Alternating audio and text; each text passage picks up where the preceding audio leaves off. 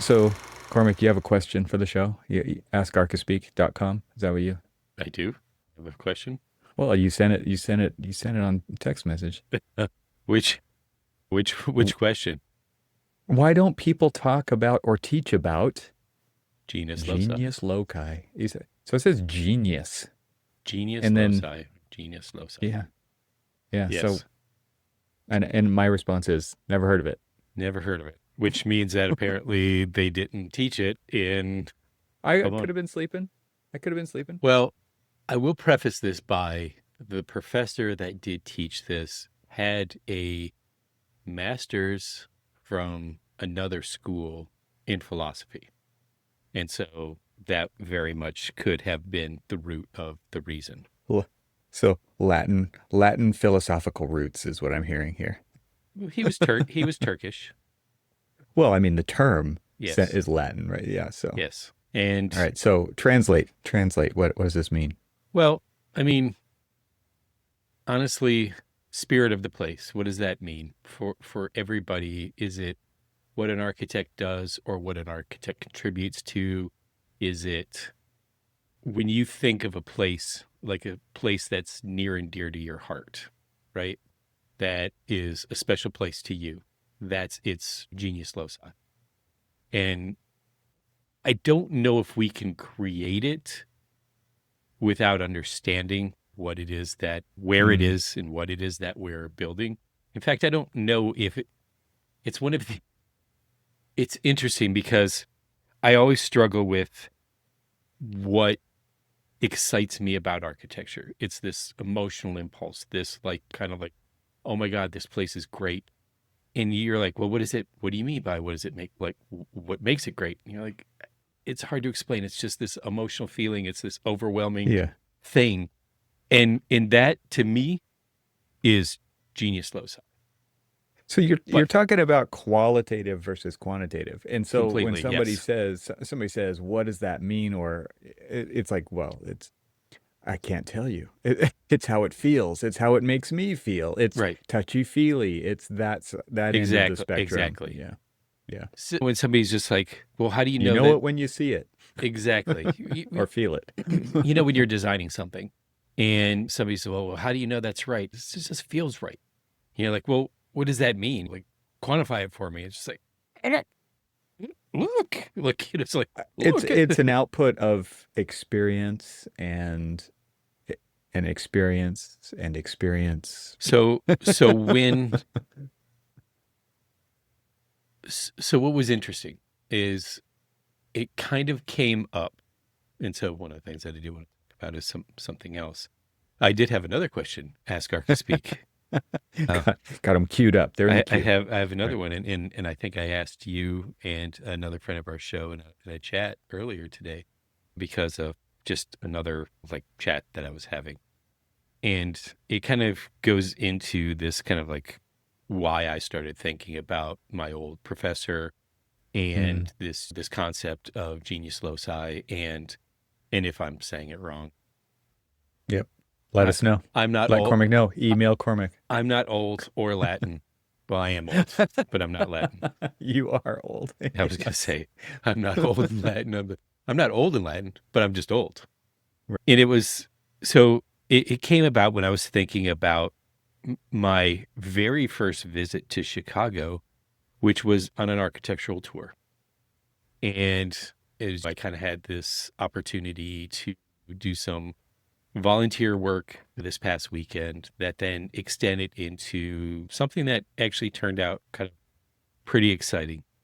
And we'll talk about that in a few. But it was was thinking about my professors and the two professors that took us on this trip, and one of them that was he was a disciple of Mies van der Rohe. He worked with Mies van der Rohe. He was, and I took them. I don't want to give it away, but I saw some Mies this weekend as well. But so we were.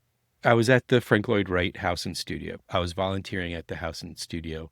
There was an event called the Wright Plus Tour, and what the Wright Plus Tour was is that basically they open up a bunch of private homes that were either done by Wright or Wright adjacent. Right adjacent. Okay. So So what I mean by that is there was a handful of some of the houses that were open, these private houses that were open, that they were done by either disciples of Wright, former employees of I like Wright. how you use this word disciples. You just keep throwing this word around. Is that not how that's how Maybe. that's how they're explained, Is that how it works? which goes to this other Ask Archispeak question of is, what do you call Frank? What do you What, call Frank Lloyd Wright? who? Um, Yeah. How do you refer how do him? you refer He to who him? is referred to as. He Yes. who is referred to by most people in a very reverent tone as Mr. Wright. Yeah. That I think that's just like the style guide for the Yeah, foundation, though. Yeah. probably, probably. And so conversation today was, it's like, I find it really kind of presumptuous, not presumptuous, or he You called got me. you pull up the tape. Rewind the tape. Let's do a playback here. Yeah, just gotta figure out what. You got to find the right word here. Yeah. So, and I'm seriously not sure why I am blanking. Oh, presumptuous and pretentious. To To call be a mister? To No, be no, a no, mister. no, no. To call Oh. him, to be too familiar with him and call him Frank. Oh, interesting. I'm So like, the other way around. Oh, so so that's just well, we don't have manners anymore as right. modern Americans. I mean, you ask my wife that's Mhm. how I know. And so I mean, if you watch like these old you like watching these old European TV shows, Right. the British shows and all, and really proper. It was everybody was Mr. and Miss Sure. and yeah. And if That's gone. Yeah. by some slim chance I was living back there and I was a client of his, then sure, I would call him Mr. Wright, or, probably because I'm a client of his, would get familiar with him, and it would be okay to call him Frank. I don't actually call him Frank. I call him Wright. These are the stories architects tell themselves. You Yeah, call him right. I call him Wright. Yeah, And yeah, that's right. You do. I actually just say the whole thing, Frank Lloyd, Frank Lloyd, so right? Because it depends who you're talking to, so right? what's interesting is I And polled a their bunch of people. familiarity. I Yeah, polled a bunch of people in almost you polled every, us. Yeah, yep, and yep. and a whole bunch of them answered, well, I just call him Frank Lloyd Wright. Yeah. hmm And I'm just like, that's like a mouthful. I'm bored halfway through the saying that. My attention span doesn't last that long. That's what I'm Exactly. hearing. I'm, it's just like, Well, you're so Mr. Efficiency. hey, got to get it done, right? The problem with I got deadlines. you got to get it done right. I like here we go. I mean, you've the problem with the last name only It's is done there's right. at Or least two different meanings sure. Oh my goodness. So I will for the say that, word. because I say right. And of course, this right and right. And when you're talking about it, when you're giving a tour. So what I was is I was a volunteer docent and got to work in his home and studio. And here's a little pamphlet. Oh, a brochure. It's not Booty. Tour booty. it is not a Oh, this is brochure. not a brochure. Is this It is is this your it is the Cliff's notes? it is the cliff notes of, like, It's your study guide. if I had a speaking role, which I did, Did you then wear a bow tie? no, come on.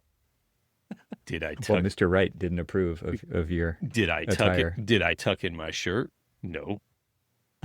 I've seen you tuck in your shirt before. Yeah, it's so uncomfortable. It is not me. Okay. It is so not me. So you referred to him just as Wright in the tour? Well, what was funny is I actually, I gotta sort of read Did my you get interpretation. And okay. so there was these two. So when I got to this point here, flanking the entrances are a pair of crouching figures called the boulders. The Mm. sculptures represent man's struggle to rise above the bonds of earth, which is a metaphor for Wright's progressive ideas. And I'm like, and then I was like, whatever, Frank. So when you're not approving, it's first name, it's a name basis. I Yes. get it. Yeah. So here, what was funny about that is it was man's struggle to rise above the bonds of earth. Now, when he added the studio onto his house in 1898, Mm. He was in his 20s. What struggles does a 20-year-old have as parents of Metaphorical struggles. I mean, it metaphor? was a metaphor It, for a metaphor. it Yeah. was. It was actually great. So it was fantastic. But can you guess what I got chastised for? Or Talking too much. Talking too much, talking obviously. talking too much and slowing down the Get a tours. podcast. Jeez. I told him, I'm like, see, here's where you made the mistake. You gave a speaking role to an architect, educator, and a podcaster. I love to talk. What are you talking about? I was joking with somebody else, and they're like, "Don't they know that that's what you do for a living?" Right. I'm like, true, right? Like And they're like, well, yeah. RIGHT, not WRIGH. Well, okay. So, I mean, Frank Lloyd Wright, the full proper name, FLW. a lot of projects built. Yes, lots. How many genius loci? So for me, when I go and visit, there is always an emotional reaction. There's always something about his understanding of the place. And I don't know if you recall when I sent you a photograph when I was at the Florida Southern College, and we talked I about do. it. I do recall. Yes. And I was just like, come on now, because it was this. Damn. Well, I used another four-letter word while I was there, Uh-huh. because when I rounded the corner, and in all of the conditions It were just smacked so you. right, it smacked me, and it was just one of these like, this is an amazing space. I need a sound bite of that for the podcast. That'd be a great way to kick off every episode. Okay, so let's be really clear here because the term that the Latin term genius loci, if we're saying that right, Yes, we don't know if we are, is the spirit of the the place, place. right? Yes, And it's interesting when it comes to architecture right. because architecture is a place in a place to me. Yes, And yes. so what we're actually talking about is like the project in its setting, right? In Partially. And in it's maybe context. it's a cultural aspect. Yeah, Yes. there's an Yeah. environmental aspect. There's all these different kind of layers Yeah. to that. And again, like really hard to quantify. Right. Um, it's a qualitative sense that Yes. maybe could be described by somebody who's really good with words or expressing emotion or I through feel photography or through being there, right? Like right. Right. this, it can happen. Like it can be communicated, but it's difficult to communicate. But being of a place, and like when I'm reading the definition here, I mean, it actually talks about architecture. It says aims to design buildings that respond to and enhance the genius loci rather than impose something foreign. Right. Right. And so this is where Frank, your buddy Frank, comes in, or the guy that Wright comes in, Mr. and Right. pretty damn good at that, right? Because it was very much Yeah. about. I mean, that was kind of the thesis of his organic Oh yeah. architecture. Absolutely. Yeah. And so when we're talking about like all of these different projects that he had all over the place, and you and I have had both shared and different experiences visiting, right, houses together, places separately.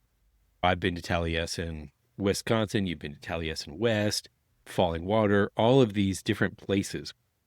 And you almost can't imagine these places, not Falling Water, but the place that Falling Water now resides in Mm, without the house, right? mm. And it is enhanced, it has become part of the spirit of the place, and you almost say, I can't imagine a world without it, you know? Mhm. And I think that's when architecture embodies this genius loci. Boy, I hope my professor Tarek Organ is not listening to this and he's saying, you're getting it all wrong. Well, we haven't studied up on it, but because, like I said, this is new to me. But it's like when I read through this, I understand what we're talking about, Mhm. and then what I really want to talk about is how you apply this in modern practice, because there are definitely architects who are capable of doing Yeah. this, But Yeah. in a world with the time and resource pressures that there are on project teams, on construction, on budget, on all of these things, man, like it, we're talking about So two completely yeah. different eras of architecture, and it's not Yeah. like just in Yeah. contrast to each other when we're talking about the projects that you're talking about right now. Well, it was interesting. So when we were talking to William Dodge and we were talking about the commoditization of architecture, I think when you're saying that, what we're saying is that there is it's almost this cookie cutter regurgitation of styles in every location, and it's The not really. incentive is to spend less time, go faster, Yeah. do all the things, How how many? but don't take your time designing. Yeah. And to me, this is all about like first Yes. understanding, Yeah. understanding at a deep, deep, deep level Well, I'll give the you. site, the environment, the design, like all of these things and how they weave together. And there's so much nuance in that. Yeah. And it's like, and again, there are people totally capable of doing this and that are doing it, but most quote unquote architecture and all of the buildings that Yeah. fall under that, which are not architecture, they don't have this. Right. And that was the kind of the impetus of the question that I sent to you is like, why don't we talk about this, or why don't we teach this, or why don't we? And I didn't go that one step further of why don't we practice this? And it really is hard because you're right. How with all of the constraints of time and budget and speed of construction, speed of design, speed of do we really understand the purpose of the building and all of these other things that we basically throw aside this kind of like one aspect of the building that kind of embodies this spirit that when you think about and you've heard me ask this question of like what makes a building lovable, and I go back to all of these like modernist examples. I won't say modern, but modernist examples, like Farnsworth House, all of these Wright buildings, Kahn buildings, Corb's buildings, and all of these other ones.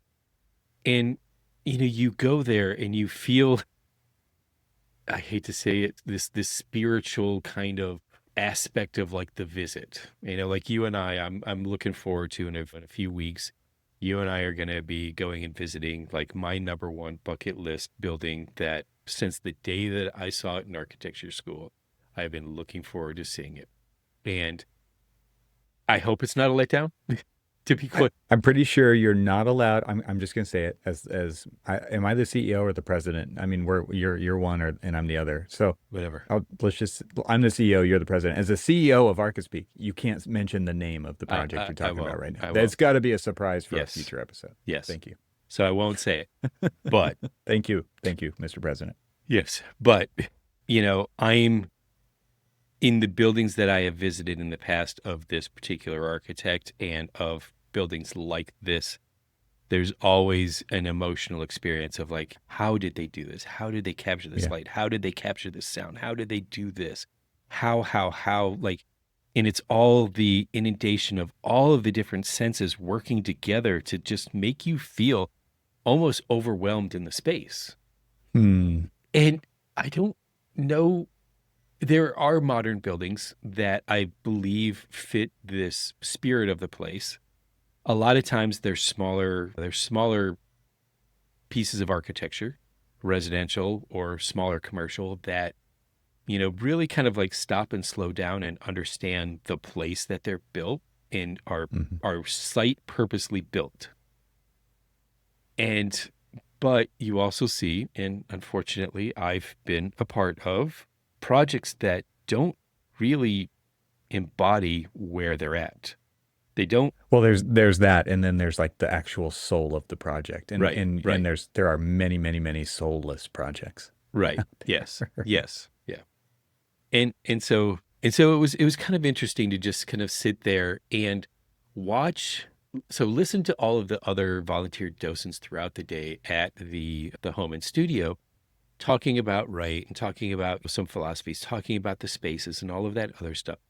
But I got to be there all day long from the early Mhm. kind of chilly day at the beginning with a little bit of gray skies and overcast and chilly, to then it started to like brighten up and overcast. And there was a time when I was in the reception hall, and a reception hall really wasn't a speaking role. I was a floater, and I was like relieving somebody who had been there for a while, and they needed to take a quick break, and they were just like, look, this isn't a speaking role, but I have been saying, because they're waiting to go into the library, and they just came from Wright's office, that they kind of paused for a little bit, and instead of just sitting in awkward silence, we just say a little bit about the space. But one of the amazing things about the space is overhead, he has got him and these amazing kind of stained glass windows that he does. And he Hmm. designed the stained glass clear story, or well, actually ley light. Sorry, let me get the terminology correctly. And had this stained glass ley light in there. It's this 1,500 separate pieces of glass. And they're all in a very Wrightian fashion, meant to evoke sitting under a tree, a canopy of a tree, with during the fall, because you can see like a variety of different colors and stuff. And then because there was an actual skylight above that ley light, letting in natural light, that during the day, when the light actually does pierce it and like fills this room with like a rich light, but also with like this little dappling of color and stuff. I knew the word dappling was going to be mentioned. Yes. Yes, the dapple definitely, is something Yeah. that gets applied with Wright. But so I'm sitting in the break room because I'm technically done for the day. I did 3 shifts, 2-hour shifts per, so I was done with my 6 hours. Hmm. Um, and I was off. I was waiting for some people to show up. That I'll tell that story in a minute. Um, but then the sun came out, and I just like sat up, and I'm just like, I got to go to the reception hall. And they're like, what are you talking about? I'm like, sun is out. And all I could imagine when I was sitting in there is, what does this space feel like when the sun is out? And I Mm. and I rush over there. I because I had the little badge on that said, Get to go wherever you want. You got a I, hall I, pass. I got a hall pass to go wherever I wanted Nice. throughout there, and could go through the back doors of everything. So I get to the reception hall, and it did not disappoint at all. Mm. It made this so when you it's a stacking view. Like, I'm gonna try to like see it. So it's the stacking view. Back all the way furthest from your view is the library, and it's just filled with natural white light coming in through the clear stories, and it just fills the room, and and the room is shining in the background. It's It's calling out. I mean, Yeah. dude, it's chef's kiss awesome. But the reception hall that's in between the studio and the library is where I wanted to go. And it's got a lower ceiling. It's it's this kind of like honey colored wood throughout the whole entire room. It's got a kind of a lay down space for you to, for Wright to stand there with his drawings and looking at them with contractors or whoever else. And it's just also where, people sit and wait for him when they have a meeting with him. But it's so now with this like honey colored wood is now lit up with this colored light, and it like fills the room, and it really does feel very church like. Mm. And then you When have you said that, I'm thinking of like this particular cathedral in Paris, right? And it's just yeah, like that's the thing. You walk in the space and it's like boom, it yeah, just smacks you. It it's just a smacks you in the face. And I haven't been there, but I've just seen photos and I know people who have and they're just yeah. like, it's amazing, right? Yeah. There's this cool chapel on Tuskegee University's campus that was done by Paul Rudolph, and he's got these angled colored like ocules, the Mhm. oculuses, these basically Oculi. these angled windows, square angled windows that are all colored, and it's a variety of different sizes and stuff. And throughout the day, depending on the sun angle or if it's overcast or whatever, they aren't really illuminated. And if you're in there and you're lucky enough to be in there, there's this whole wall that just illuminates in color. And Mm. you're just like, Whoa. you're like, damn, like Yeah. who's thinking of this anymore? So I have a question for you because you mentioned it like you I got to get over to the lobby, right? Yeah, And I all spaces don't affect everybody the same, right? right, And so you I met other architects, especially with architecture, I would say have kind of a sensitivity right. to this. And I'm just curious what you think about that because I don't know that the I can't speak for somebody else who's not me, right? But the idea of that sensitivity being equal amongst everybody, So I assume it's a spectrum.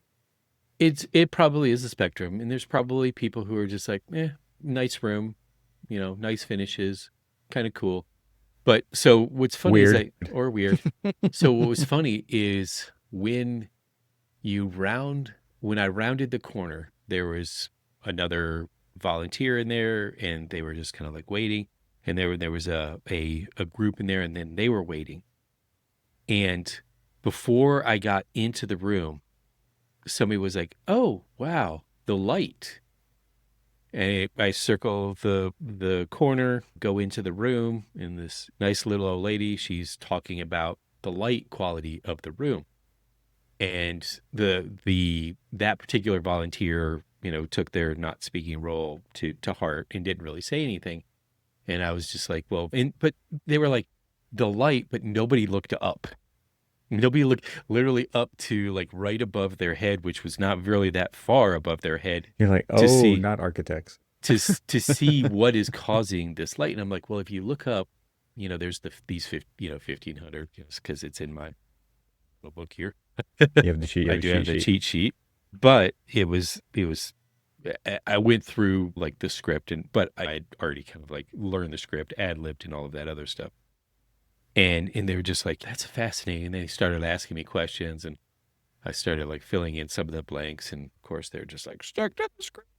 Like, there's no script in this room. They're just asking questions. And so the problem was, so like I was at the end of the tour. And of course, they come outside. It's a nice, sunny, brisk day. And like, well, you made it. You made it to the end of the tour. And it's just like, just a little bit more, and we can let you go and roam free. And I just, would crack the sarcastic jokes that I would. And so I would stay on script, but then nobody else is around. Nobody else is waiting to come out and all of this other stuff. So, and they're all just sitting there waiting, like, are you done? And even though I said, if you checked a bag, you can go that way and get your bag. And if you go that way, there's a really nice gift shop set up outside in the courtyard, and all the and this was again ad-libbing too. It's like, and all the proceeds go to, the Frank Lloyd Wright Foundation and help support the maintenance of buildings like this.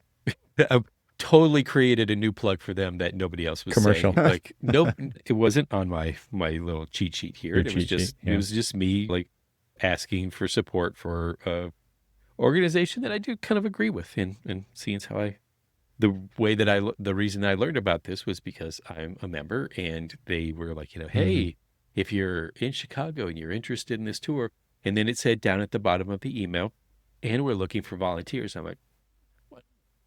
Like, sure, I'll drive the 5 hours to go and volunteer for 6 hours Right. for the day and stuff. But I made it worth it.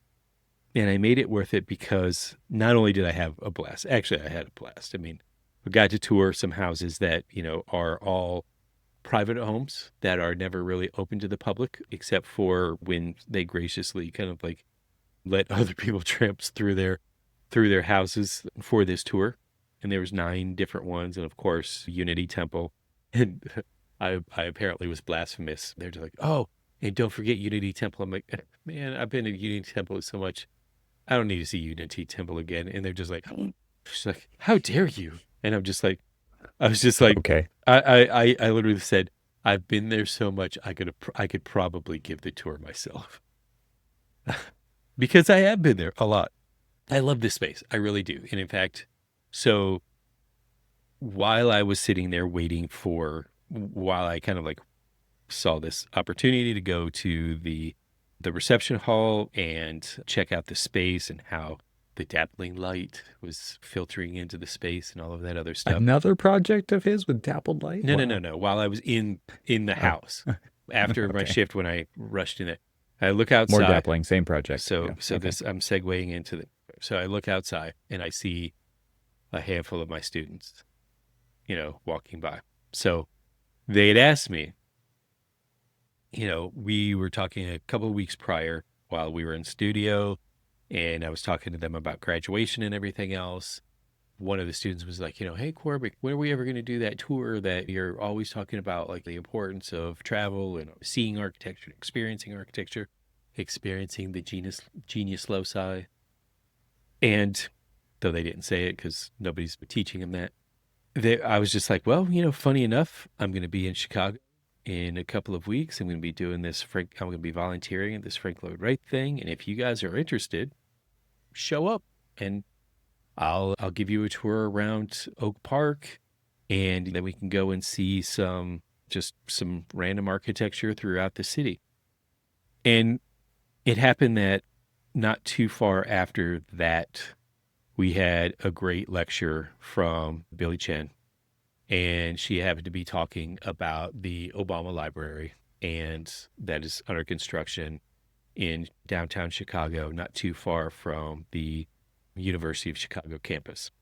Like, well, we can put that on our itinerary. I mean, here you are hearing a lecture from one of the architects of this amazing Mm-hmm. place.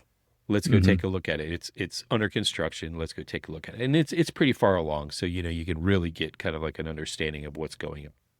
And so we got an opportunity to do that. We got an opportunity to basically just walk around the University of Chicago campus, got out and saw a little bit of like some really cool, really elegantly designed brutalism. I'm having this kind of interesting renaissance with like brutalism. It's like there's some really brutal brutalism, and then there's some really beautifully elegant brutalism. Mm-hmm. And in that really beautifully elegant brutalism is just, something to behold. And this was a campus building on the University of Chicago's campus. And I did not write it down because they didn't have a sign on there, because it is an empty building that they're not Oh. using. And it's sad to kind of see it. And they were like, well, why aren't they using this? And so it was kind of fun. We're on the campus, right? And I don't know if you know anything about the campus, but if you go onto the campus, you can also go and see the Roby House. The Roby House, the one that everybody talks about, is the piece de resistance when it comes to the prairie style houses. And Mm-hmm. so we get there, and I know it's already closed. So we're just like, well, we'll just walk around the outside. And I've always talked about one of the most amazing things that I've noticed, and it's particularly prevalent in every single Wright house, Wright building, Wright whatever that I have ever been in, is this acoustical phenomenon that occurs in Wright buildings, where when certain areas that are of his compression areas, and depending on like where you're at with next to like a window or something like that.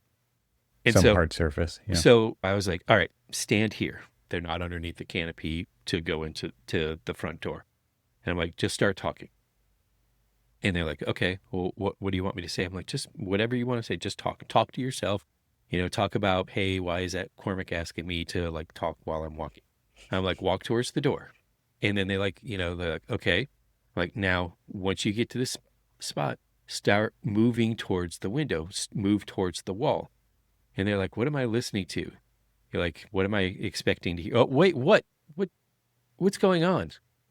Like a And it's just ghost. and then it's this immediate kind of like engulfing of the sound of around it's this complete like change in like the pressure of the sound, change in like the dynamics of the sound, change in the way that it's resonating around you. And it literally is in every single Wright building that I've ever been at. And Mm. I would love to say that he was conscious about this, but I would also love to say that because he was short and he designed his buildings around his more or less height and stuff, that it made some pretty interestingly compressed spaces. And yes, we always talk about that, compression and release. And even in his own home, you felt that compression and release. And all of the volunteers were in there. And I found a spot that I was looking for, and I found that spot. And everybody's just, and I'm like, I was like, have you, listened to the house? And they're like, well, what are you talking about? I'm like, come here.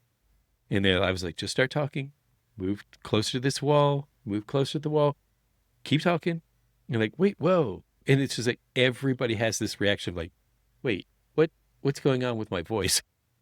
Yeah. It's kind of fun to like treat people to like this weird little discovery that I had decades ago at Florida Southern College, where it was the first time I'd ever experienced that kind of like acoustical resonant change in architecture. And I was just like, I am so baffled by this. And I'm like, and every time I would go to a Wright house, I would find it. And I was like, all right, every time it's like your goal. Yeah. Oh, absolutely my goal. And so I constantly am always sharing that with. So it was kind of fun. So here we are at the Roby house, and I did that. I'm like, well, unfortunately the Roby house is closed, so we're probably going to have to. I was like, if you want to see this, we can come back tomorrow. We'll hit the first tour and we'll do that. And then as I'm walking, the two girls, they're like, hey, there's a chain here. I'm like, is the chain up?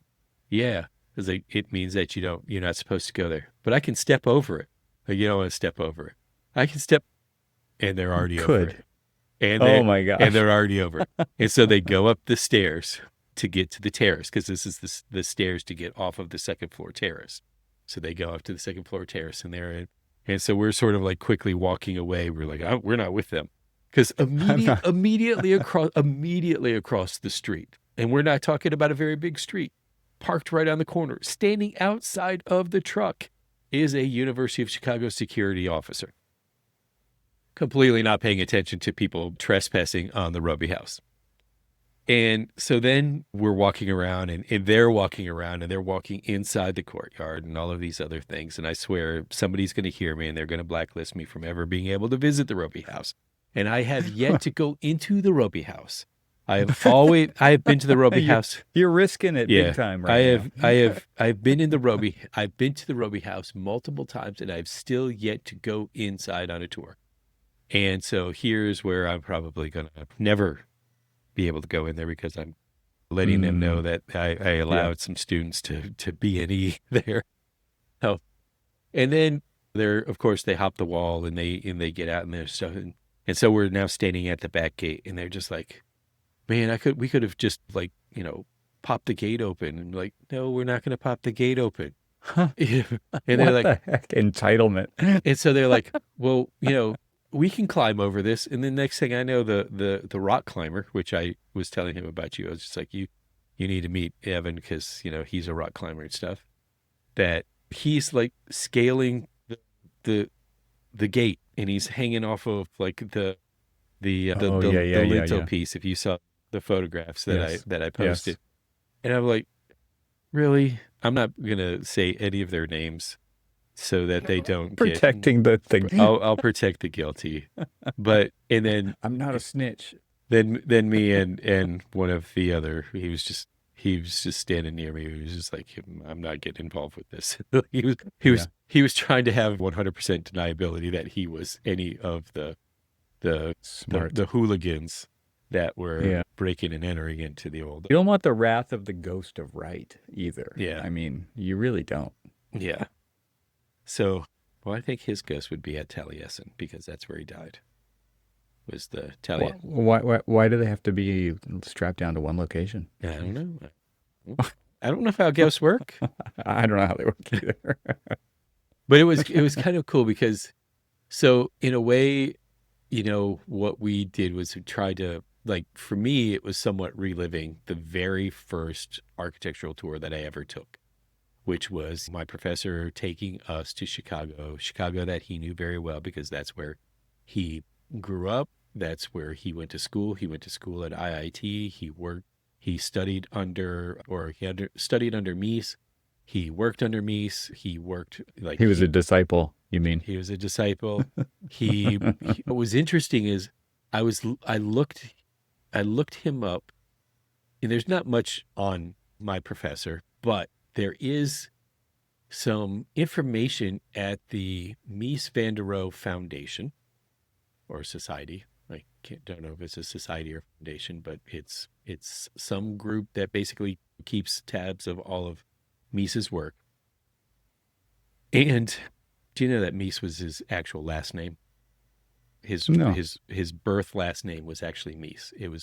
Okay. It was Ludwig Michael Mies, Oh. something like that. And he A dropped. lot of architects back then changed up their names, right? I mean, Yeah, Corbu was another example, right? he felt like his name was too pedestrian, so he went, Ludwig Mies, and I think Rowe was his mother's maiden name, or Roa was his mother's maiden name, and then he added the Vander, but he couldn't do He it. was a designer, man. He he designed the name. he couldn't, from what I remember from the book, is he didn't want to do it the German way, Van der Rohe or something like that, because that meant royalty.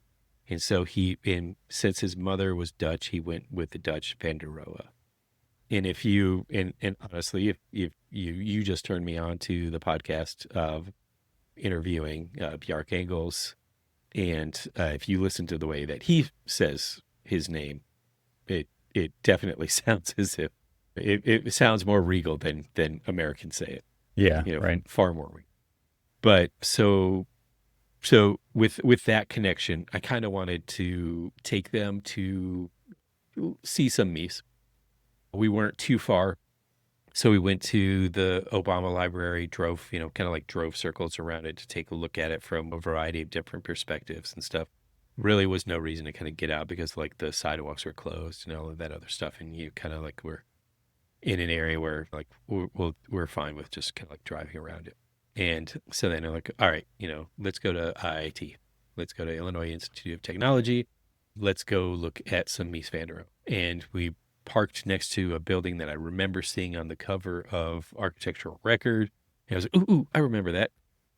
And it's kind of fun because it was like, it's this one kind of like arcing building and the train is right next to it. And the train goes through another building that's right next to it. And it's just kind of cool. And then, of course, everybody was just like, I wonder how they keep the noise down. That would drive me insane, So they were like fixated on that. I'm like, these are actually interesting questions that you should be asking, especially as a young architect. So if you want to do something creative like that, you got to think through the problems, the constraints of all of these different things. So it was kind of cool to see them asking some interesting questions. So then we get to Crown Hall. We walk up the steps of Crown Hall. I snap off a customary picture of like tourist picture of them visiting Mies, and then realize that people are coming going through these locked doors. Door opens up. Somebody comes out and it shuts. Stick your foot in there. And it shuts, and they're just like, man, we missed this opportunity to go inside. So they just kind of like started like shaking the door, and then somebody walked over and just let them in. Didn't even like ask them, yes, can I help you? It's just like they were having their graduation, which was kind of cool because, here I am with a bunch of recent graduates, and they were just talking about it would be interesting to see what, as we were kind of like driving over there, it would be interesting to see how our education kind of compares to these big city schools and things like that. Because I don't know, I guess you get kind of like this, whether or not, do you stack up, do you measure up to other architecture schools? And so they're going through and they're looking at all of these different projects, and they're wonderful projects. And they were sort of feeling a little like, man, I don't know if we spend a lot of time on design when we're doing this. And so we're looking at the fruits of the labor of these IIT students' work. They've got probably about 4 or 5 boards on there with a model, and it's all about design. And they're like, well, look how well this is designed and stuff. I'm like, all right, let me just nip this in the bud right now. Yes, it's some beautiful work. And, you guys do some pretty fantastic work yourself, but don't compare apples to apples because your projects are completely different in the way that you do these projects than the way that they are. They've spent all of their time on the design and on the presentation of the design. You have spent the same amount of time doing a site analysis, solar analysis, wind analysis. You've done done massing models and you've run them through the Cove tools. You have designed a mechanical system. You have designed a structural system. You've actually done detailing of that structural system and that mechanical system. You have integrated it all into the design. You've integrated it into the site. You have given us all of these things. You usually have like around 40 slides when you're presenting, and then you have all of these boards that you have up on the wall.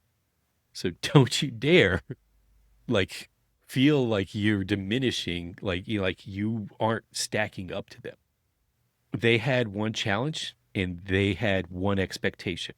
You had a challenge and you had an expectation. You may not feel like your design stacked up, but you had so much else that you had to worry about in the same amount of time, and in fact, in some cases, less amount of time to integrate everything. So your understanding of how complex the whole like architectural process is in the integration with all of the other things that we have to do and how that affects the design, you don't see it in these.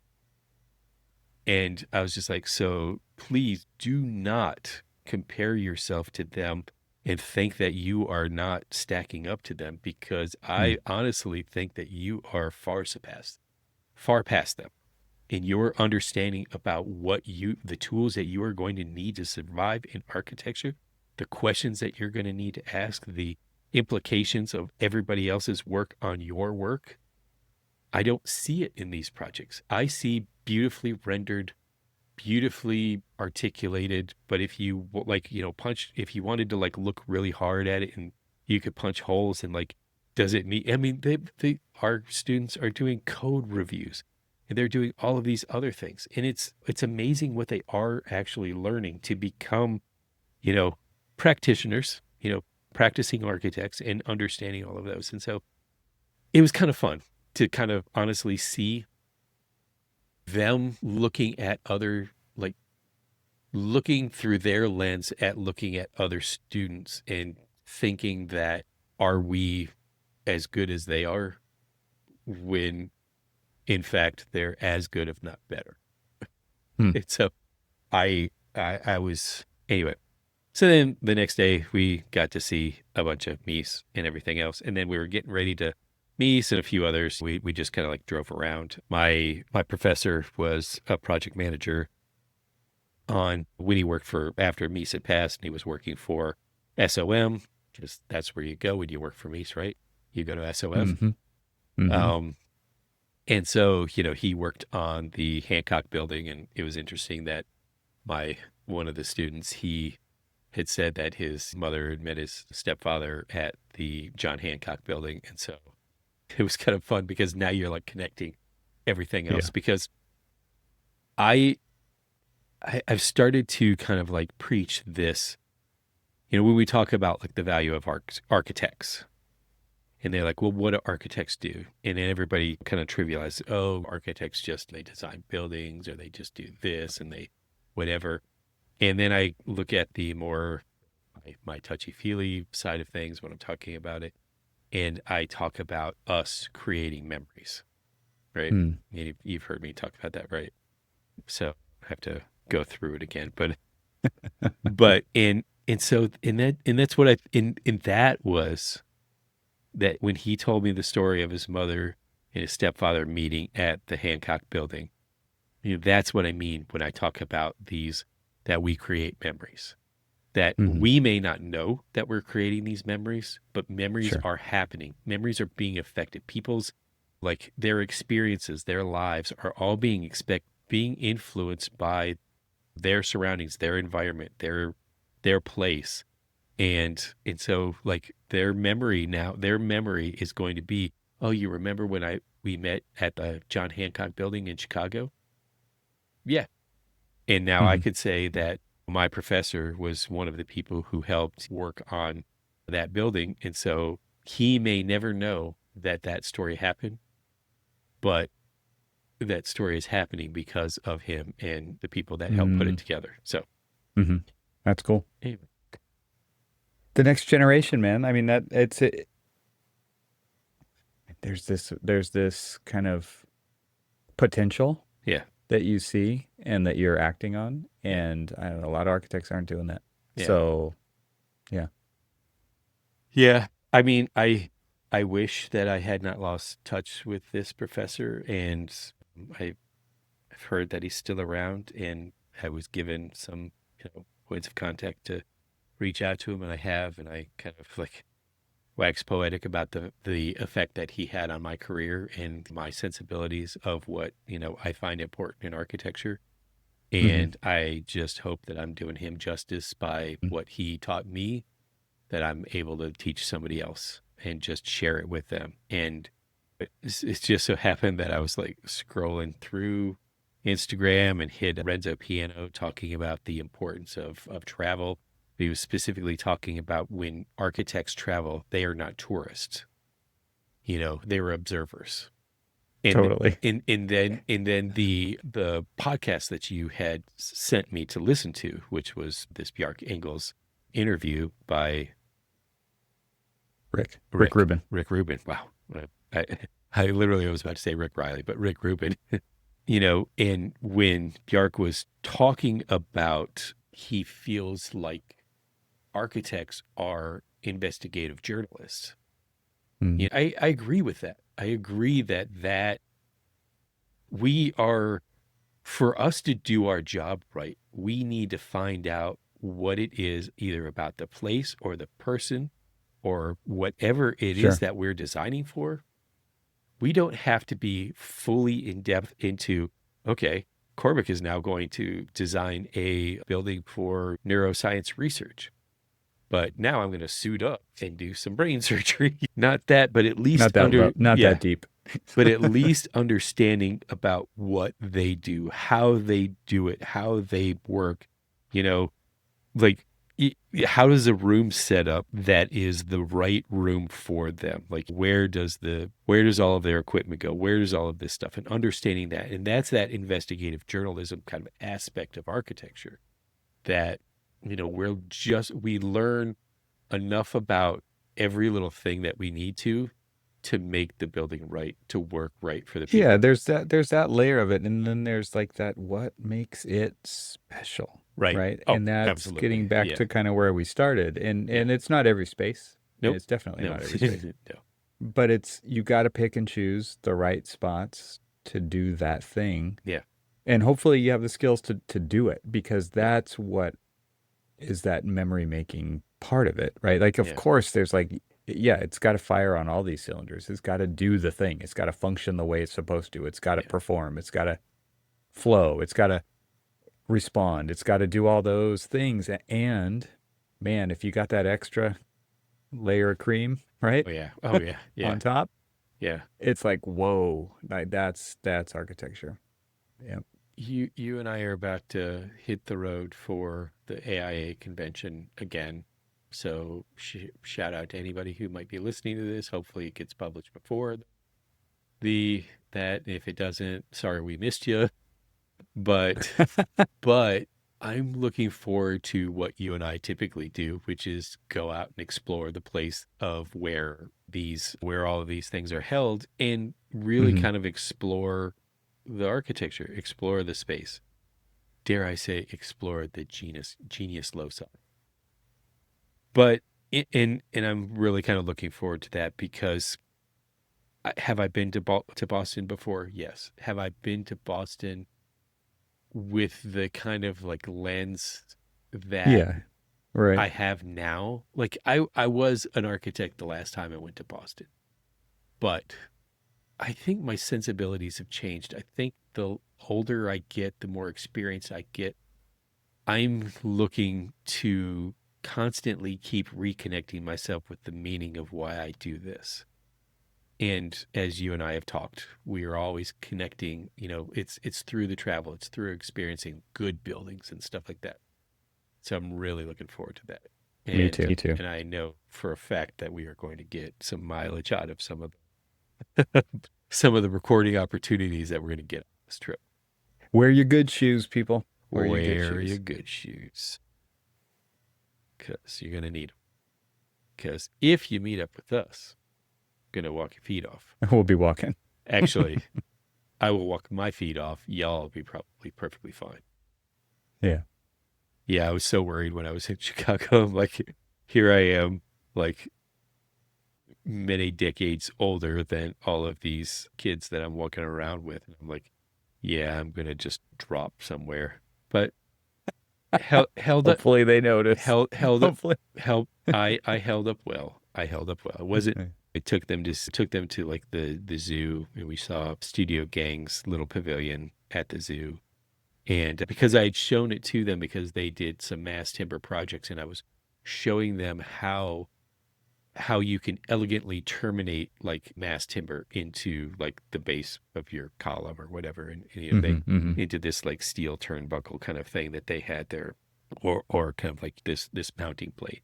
And it was such this elegant kind of like transition to the ground, and I showed it to them numerous times. And so I happened to be out and about, and you know, it's just like, hey, when you guys get going, maybe we can meet up at the zoo. And I sent them a picture of that thing. Like, I've got to see that. And so I kind of waited around for them and waited around for them and waited for them because they are college students and have no concept of time. But then when we finally got there, it was kind of fun because then there was other architectural graduates that were using that as a backdrop for their posing with their cap and gowns, you know, with Nice. this, because if you look at the pictures that I posted on Instagram of the weekend trip, it frames out the backdrop. The city is the backdrop that this little pavilion frames out, and it's just it's a wonderful little space Yeah, that for sure. embodies a lot of character. Very cool. But anyway, yeah, Boston bound. Boston bound. Can't All right. wait. See you there. Yep.